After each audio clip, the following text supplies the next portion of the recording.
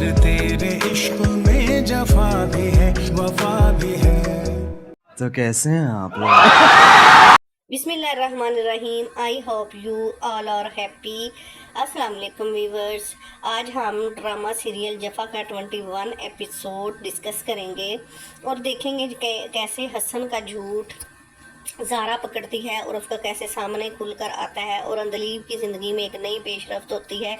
जो अंदलीब अपनी ज़िंदगी में एक कदम आगे बढ़ी है और उसको किस तरह से खुशियाँ मिलती हैं या इस पे अंदलीब कुछ और तरह का रिएक्ट करती है, इसको हम डिस्कस करेंगे। क्योंकि 21 एपिसोड बहुत ही इंटरेस्टिंग होने वाला है और इसमें बहुत सारे नए ट्विस्ट भी हैं और ये ड्रामा सीरियल बहुत अच्छा है। इसका अगला एपिसोड आप लोगों को बता दिया जाएगा इसमें क्या क्या होने वाला है। इसमें ज़ारा और हसन का, जैसे कि आपको पता है हसन का गुस्सा बहुत ज़्यादा और हसन हमेशा ज़ारा से झूठ बोलता है और अपने दादों से भी कहता है कि मैं डॉक्टर के पास जा रहा हूँ, हालांकि ऐसी कोई बात नहीं होती।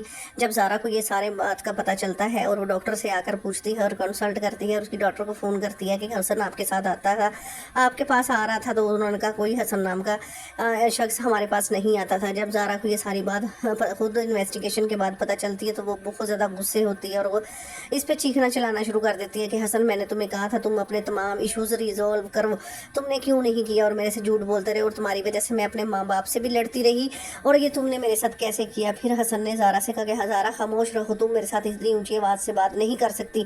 ज़ारा ने कहा क्यों नहीं कर सकती, मैं तुम मेरे साथ झूठ बोलो और मेरी आंखों में देख रहो, मुझे धोखा देते रहो, मैं बात भी नहीं कर सकती, ऐसी कोई बात नहीं है। तो फिर हसन कहता है क्या तुम कल हमारे बच्चों के सामने भी ऐसी ही बातें करोगे। ज़ारा कहती है ये बात बात पे बच्चे कहाँ से आ जाते हैं, कुछ कोई बच्चे नहीं है, बच्चे कैसे हो सकते।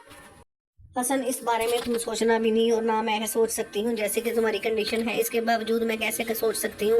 हसन फिर कहता है कि यही मैं ये सब बच्चों के लिए कर रहा था। वो उसने कहा बच्चे तब तक नहीं हो सकते जब तक तुम अपनी हालत और कंडीशंस बेहतर नहीं कर सकते। इस हालत में मैं बच्चों का कोई भी डिसीजन नहीं ले सकती और ये तमाम डिसीजन लेने पर मैं मजबूर हो गई हूँ कि तुम अपनी कंडीशन और मेरे साथ झूठ बोलना शुरू कर देते हो, डॉक्टर के पास नहीं जाते। हसन तुम अपने अंदर जब तक बेहतरी नहीं ला सकते मैं तुम्हारे साथ भी नहीं रहूँगी। तो फिर ज़ारा जब ये कहती है तो दादो सुनकर बहुत परेशान हो जाती है और एक साइड पे बड़ी होती है। उधर अंदलीब की तबीयत बहुत ज़्यादा ख़राब हो जाती है एकदम से और वो अपनी सास से बात करती है। जैसे कि मैंने पहले भी बताया था, वो बहुत ज़्यादा खुश होती है कि अपनी सास को सारी बातें बताती है कि मेरे और नुमैर के अंदर सारी चीज़ें सेटल हो गई हैं। तो उसकी सास सुनकर बहुत खुश होती है। वो कहती है कि मैंने आपको कभी अपनी सास ही नहीं माना, आप तो मेरी अम्मी हैं और मेरी दोस्त हैं। तो फिर उसकी नुमैर की अम्मी सुनकर बहुत खुश होती है कि अंदलीब के अंदर बहुत सारी चेंजिंग आ गई और वो काफ़ी समझदार हो गई है पहले से।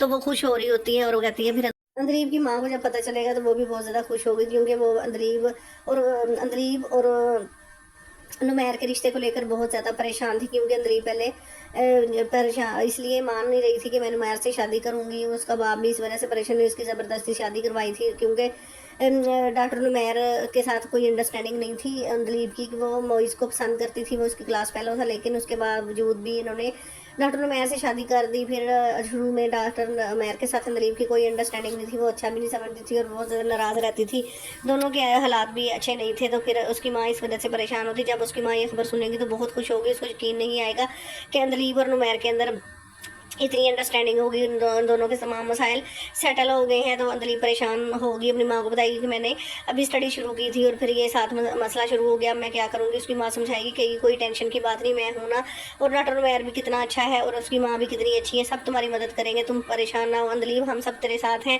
तो फिर अंदलीब को ये तसल्लियाँ देंगी तो उसकी माँ कहेगी ये तो बड़ी खुशी की खबर होती है और इस वजह से मैं और तुम्हारी सास भी बहुत ज़्यादा खुश होंगी, सारे घर वाले बहुत खुश हो, हमारी दुआएं तुम्हारे साथ हैं अंदलीब, तुम परेशान बिल्कुल भी ना होना, हम तुम्हारी मदद करेंगे और तुम्हारी पढ़ाई में कोई हर्ज नहीं आएगा। डॉक्टर नुमैर परेशान होता है क्योंकि वो चाहता है कि अंदलीब बहुत अच्छा पढ़े और अपनी स्टडी को पूरा करे।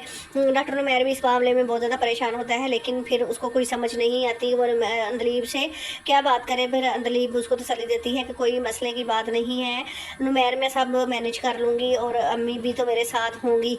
फिर डॉक्टर नुमैर कुछ तसल्ली में आ जाता है कि चलो अंदलीब इस बात को अंडरस्टैंड करती है और कोई हंगामा नहीं करेगी। तो इन तमाम बातों के बावजूद भी डॉक्टर नुमैर अंदलीब की वजह से परेशान होता है, क्योंकि वो समझता है कि अंदलीब अभी इतनी मैच्योर नहीं हुई कि वो तमाम जिम्मेदारियां संभाल सके।